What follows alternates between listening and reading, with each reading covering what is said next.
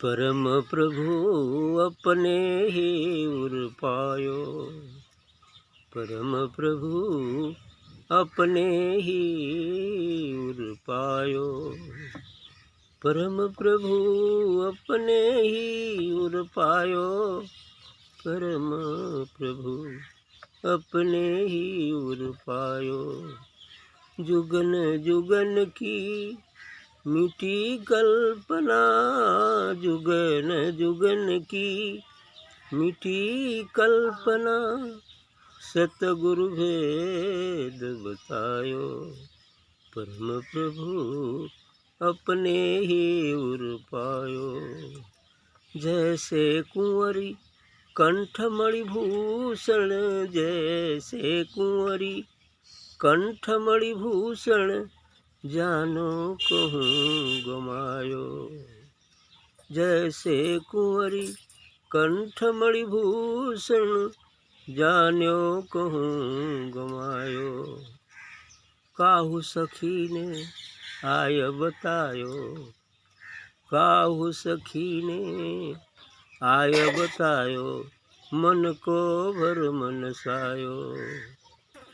जैसे कुंवरी कंठमणि भूषण, जान्यो कहूँ गवायो। काहू सखी ने आय बतायो, मन को भर मन सायो। ज्यों तिरिया सपने सुत खोयो, जानक जिए कुलायो। ज्यों तिरिया सपने सुत खोयो, जानक जिए कुलायो। जागी परी पलंगा पर पायो, जागी परी पलंगा पर पायो, न कहूँ गयो न आयो।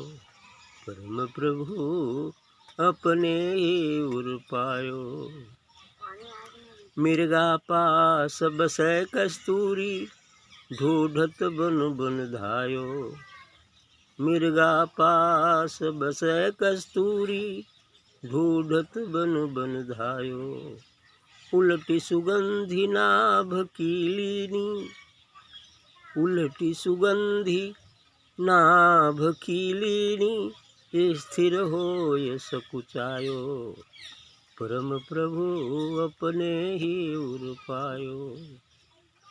कहे कबीर भई है वह गति, जो गूंगे गुड़ खायो। कहे कबीर भई है वह गति, जो गूंगे गुड़ खायो। ताको स्वाद कहे कहूँ कैसे, ताका स्वाद कहे कहूँ कैसे, मन ही मन मुस्कायो। परम प्रभु अपने ही उर पायो। परम प्रभु अपने ही उर पायो। बड़ी अच्छी बात है। उस परम प्रभु, उस परम प्रकाश, परम ज्योति, उस अनाम, उस निर्गुण, परम सत्य का अनुभव अपने उर में ही होता है, अपने हृदय में ही हो गया। कबीर साहब कह रहे हैं कि उस परम प्रभु का अनुभव, उस परम प्रभु को मैं अपने हृदय में ही पा लिया। परम प्रभु अपने ही उर पायो। उसको, उस परम प्रभु को, परम ज्योति को हम अपने हृदय में ही पा लिए। तो जब पा लिए तो हुआ क्या? जुगन जुगन की मिटी कल्पना, सदगुरु भेद बतायो। करो जुगों जुगों से, आदिकाल से जो हम परेशान थे, कल्पना में डूबे हुए थे कि भगवान यहाँ मिल जाएगा, वहाँ मिल जाएगा, काशी में मिलेगा, हरिद्वार मिलेगा, मथुरा मिलेगा, मंदिर में मिल जाएगा, गंगा नहाने से मिल जाएगा, वो सभी कल्पनाएं मिट गई।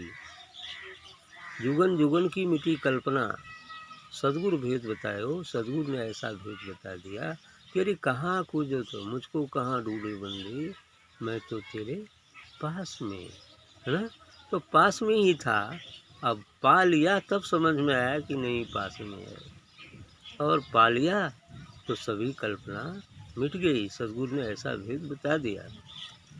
और कैसे कैसे कह रहे हैं, उदाहरण दे रहे हैं। जैसे कुंवर कंठमणि भूषण, जानो कहूँ गवायो। जैसे कि एक कुंवारी या जो है स्त्री की गले में मणियों का आभूषण है, लेकिन उस मणियों की आभूषण का उसे विस्मरण हो गया है। जैसे चश्मा आँख पर लगा है लेकिन विस्मरण हो गया चश्मा कहाँ है। कलम कान पर रखी है, खोजते फिरते हैं कलम कहाँ रखा गई। ऐसे ही परमात्मा हमारे अंदर विराजमान है, लेकिन हम खोजते फिरते हैं कहाँ मिलेगा। ऐसा हो गया है। कह रहे हैं कि जैसे कुंवर कंठ मणिभूषण, गले में पहनने वाला मणियों का आभूषण, जानो कहूँ गमायो, उसको पता लग गया कि लग रहा है हमारा आभूषण कहीं खो गया है, हमारा माला कहीं गिर गया, कहीं खो गया।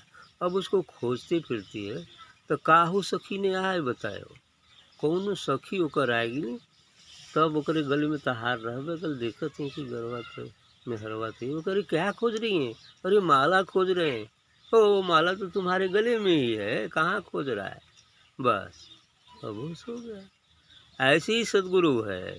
सदगुरु क्या है? सखी है। और आभूषण पहने ये जीव है ना, हमारी है जीव। आभूषण पहने हैं उस परमात्मा के, उस नाम का, उस सतनाम का, लेकिन वो खोजता फिरता है इधर उधर, कहाँ हेरा गया है। तो सदगुरु रूपी सखी आता है, अरे कहाँ खोजता है, वो तो तुम्हारे अंदर है ना। और उसको थोड़ा सा कन्वर्ट कर देता है। इसके बाद धीरे धीरे उसको पता चल जाता है, समझ में आ गया कि अरे हम तो झूठ ही बाहर खोज रहे थे, वो तो हमारे अंदर ही है।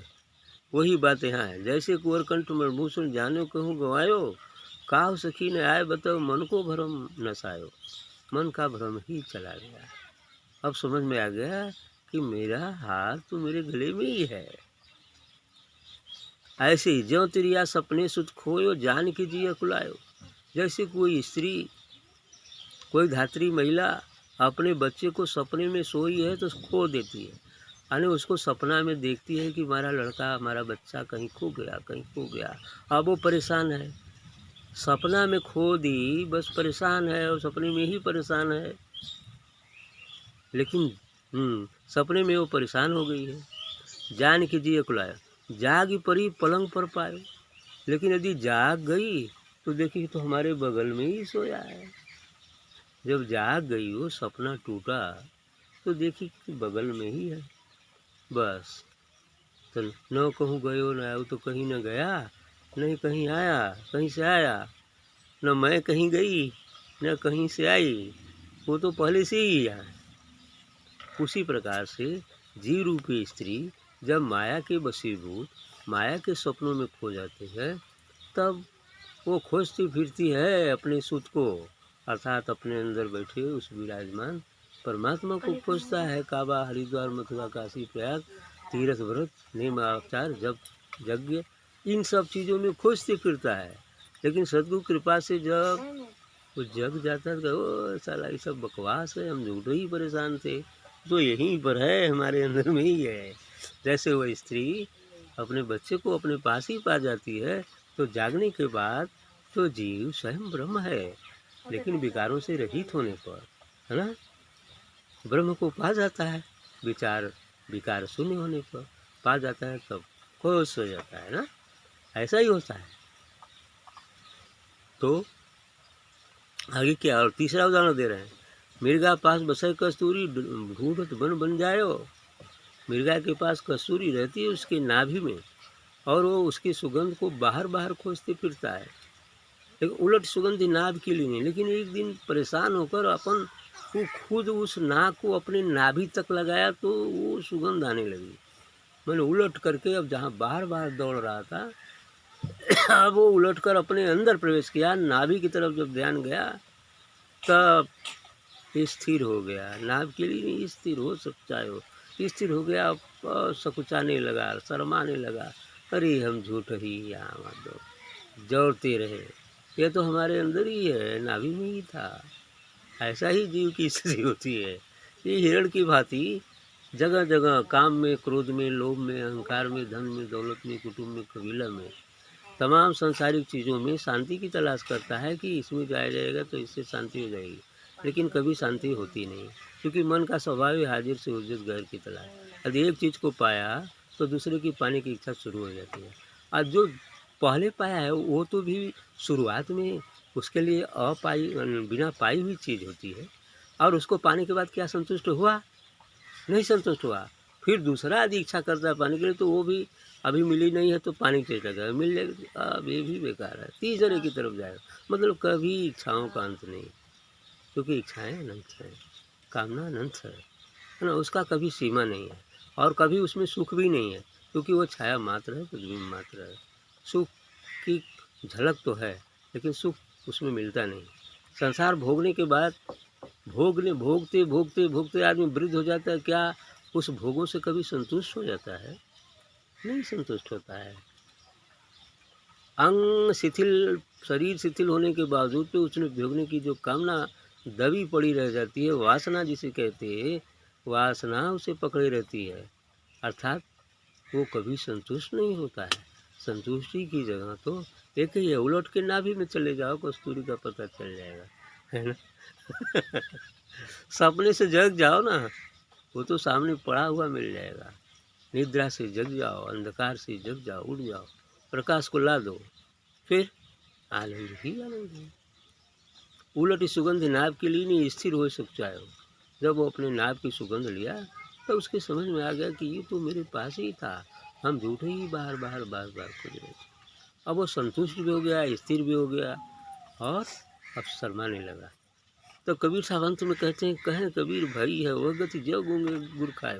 कहें इस ज्ञान के बाद तो वही गति हो जाती है, किसी की भी जो ज्ञान को उपलब्ध होता है उसकी यही गति होती है, जैसे कोई गूंगा गुड़ खा ले, पूछा जाए कितना मीठा है, तो अब वो मुस्कराएगा जरूर, लेकिन कुछ बतला नहीं सकता, है ना? जो गूंगे गुड़ खायो ताका स्वाद कहे कोई कैसे, तो ओकर स्वाद हूबहू कोई कहेगा कैसे? तो मन ही मन मुस्काए, बल्कि मन मन मुस्कुराता तो रहेगा, लेकिन कह नहीं पाएगा। बड़ा करेगा तो वही एक इशारा है, वो भी बड़ा नहीं होता, वो तो एकमात्र इशारा है, संकेत।